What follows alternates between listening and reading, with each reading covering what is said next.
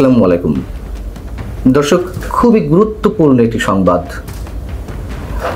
বিশ্ববিখ্যাত আইনি প্রতিষ্ঠান ব্রিটেনের ডাউটি স্ট্রিট চেম্বার আওয়ামী লীগের পক্ষে ডক্টর ইউনূস সরকারের বিরুদ্ধে ব্যবস্থা গ্রহণের জন্য অথবা আওয়ামী লীগের রাজনৈতিক কার্যক্রম যে নিষিদ্ধ করা হয়েছে সেটি যে মৌলিক মানবাধিকারের লঙ্ঘন, এই লঙ্ঘনের বিরুদ্ধে ব্যবস্থা নেওয়ার জন্য জাতিসংঘের স্বাধীন বিশেষজ্ঞ এবং অন্যান্য দূতের কাছে ব্যবস্থা নেওয়ার জন্য আবেদন পাঠানো হয়েছে। কারা আবেদন পাঠিয়েছেন? ডাউটি স্ট্রিট চেম্বারের অন্যতম প্রভাবশালী দুই সদস্য, একজন স্টিভেন পাউলস কেসি আর একজন হচ্ছেন অ্যালেক্স টিনসলি। তারা দুইজন এই আবেদনপত্র পাঠিয়েছেন এবং স্টিভেন পাউলস কেসি সম্পর্কে বলতে গেলে ছোট করে বলতে হয়, তিনি আন্তর্জাতিক অপরাধ এবং আন্তর্জাতিক মানবাধিকার বিষয়ে বিশ্বজোড়া খ্যাতি সম্পন্ন একজন আইনজীবী। আর অ্যালেক্স টিনসলি তিনিও আন্তর্জাতিক মানবাধিকার, সমুদ্র আইন, ইন্টারপোল এবং প্রত্যর্পণ বিষয়ে বিশেষজ্ঞ।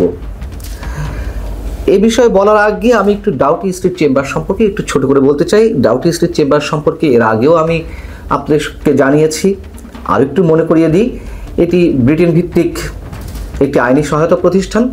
ফৌজদারি বিচার, পাবলিক আইন, অভিবাসন, কর্মসংস্থান, মানবাধিকার এবং নাগরিক স্বাধীনতা বিষয়ে এই প্রতিষ্ঠানটি কাজ করে এবং নিঃসন্দেহে বড় বড় মানবাধিকার ইস্যুতে তারা বিভিন্ন আইনি লড়াই চালিয়ে যান।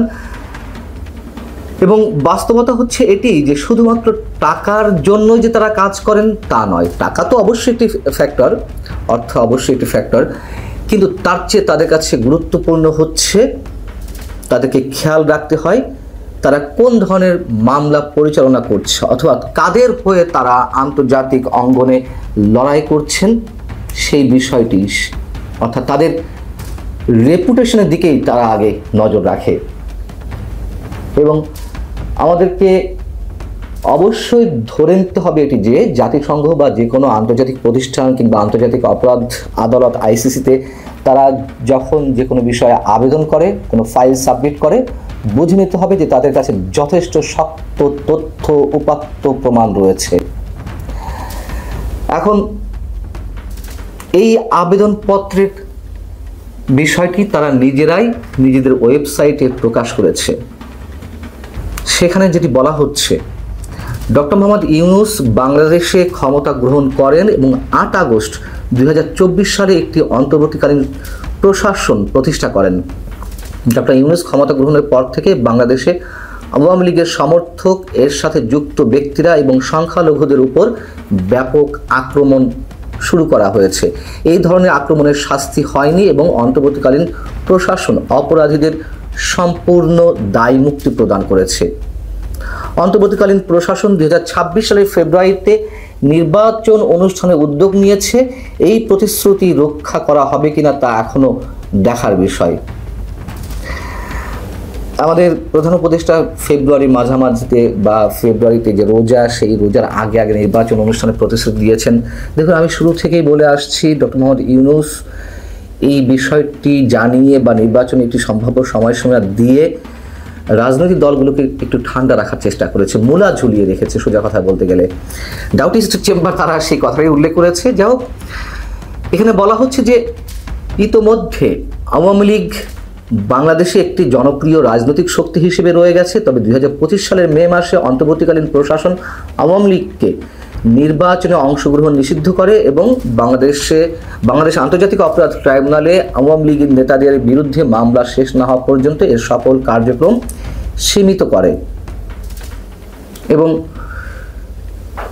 আওয়ামী লীগের নিষেধাজ্ঞা কিভাবে মৌলিক মানবাধিকার লঙ্ঘন করে, বাংলাদেশে আইনের শাসন এবং গণতন্ত্রকে ক্ষুণ্ণ করে, সেই প্রশ্ন তুলে ধরা হয়েছে এই আবেদনে।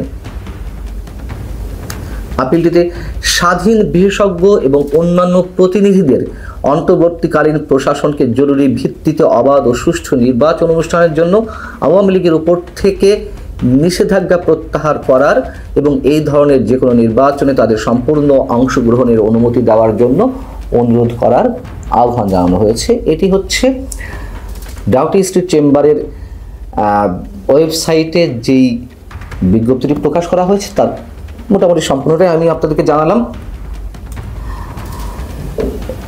আগেই বলেছি ডাউটি স্ট্রিট চেম্বার যেন তেন কোনো ধরনের কোনো ল ফার্ম নয়। এর আগে আমি আপনাদেরকে জানিয়েছিলাম যে আন্তর্জাতিক অপরাধ আদালত আইসিসিতে তারা আওয়ামী লীগের হয়ে ডক্টর ইউনূস সরকারের বিরুদ্ধে ফাইল সাবমিট করতে যাচ্ছে। এটি এখনও পর্যন্ত হয়েছে কিনা আমি জানি না। তারা নিজেরাই জানিয়েছিল যে তারা এই ধরনের একটি উদ্যোগ নিয়েছে এবং সেখানে যা বলা হয়েছিল সেটিও আমি একটু আপনাদেরকে মনে করিয়ে দিই। 8 আগস্ট 2024 ডক্টর মোহাম্মদ ইউনূস বাংলাদেশের ক্ষমতা গ্রহণের পর থেকে সাংবাদিক, পুলিশ অফিসার, সংখ্যালঘু ও প্রাক্তন সরকারি দল আওয়ামী লীগের সাথে যুক্ত ব্যক্তিদের বিরুদ্ধে বিনা উস্কানিতে অসংখ্য সহিংস আক্রমণের ঘটনা ঘটেছে। হত্যার অভিযোগে, মিথ্যা ফৌজদারি অভিযোগে নির্বিচারে কারাগারে আটক রাখা হয়েছে, বিশেষ করে সাংবাদিকদের। নিয়ন্ত্রণহীন মব সহিংসতা এবং ধর্মীয় সহিংসতার প্ররোচনা, এই অভিযোগগুলোর জন্য দোষীদের বিচারের আওতায় আনার জন্য বাংলাদেশে কোনো পদক্ষেপ নেওয়া হয়নি। আরও অনেক কিছু ছিল যে বিষয়ে আমি বিস্তারিত তুলে ধরেছিলাম আপনাদের সামনে। আইসিসিতে ডক্টর ইউনূস সরকারের বিরুদ্ধে তারা যে মামলা পরিচালনার উদ্যোগ নিয়েছে তার অংশ বিশেষ হিসেবে। এখন বিষয় হচ্ছে যে এতে কি হবে? আওয়ামী লীগ তার রাজনৈতিক নিবন্ধন ফিরে পাবে?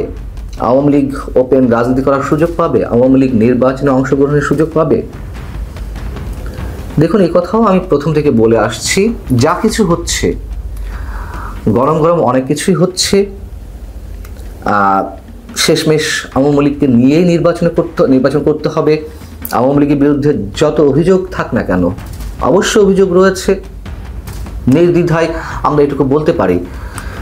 এবং সেই সব অভিযোগের বিষয়ে যে মামলাগুলো এর মধ্যে পরিচালিত হচ্ছে বাংলাদেশের আন্তর্জাতিক অপরাধ ট্রাইব্যুনালে, সেগুলো নিয়েও এর মধ্যে প্রশ্ন উঠেছে। মানে অতিমাত্রায় শাস্তি নিশ্চয়তার বিধান করতে গিয়ে একেবারে হসপস বাঁধিয়ে দিয়েছে সরকারের পক্ষ থেকে যারা এই বিষয়গুলো তদারকি করছেন সেগুলা। অতএব সেই মামলাগুলো নিয়েও কিন্তু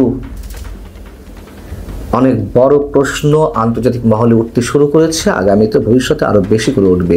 যেমন ধরুন, আমি সাবেক মেজর জেনারেল জিয়াউল হাসানের কথা বলি। তার সম্বন্ধে প্রসিকিউটর, মানে আমাদের আন্তর্জাতিক অপরাধ ট্রাইব্যুনালের চিফ প্রসিকিউটর, তিনি এমন কথা উল্লেখ করেছেন যে তিনি 1000-এরও বেশি মানুষকে হত্যা করেছেন। এগুলো হচ্ছে কি যে অতিমাত্রায় বাড়াবাড়ি।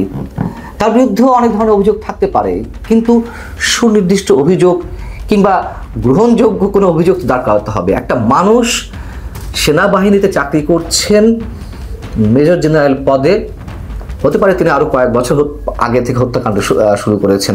যদি আমরা চিফ প্রসিকিউটরের কথাই ধরে নিই, কিন্তু 1000 মানুষকে হত্যা করা, এটা কিভাবে সম্ভব?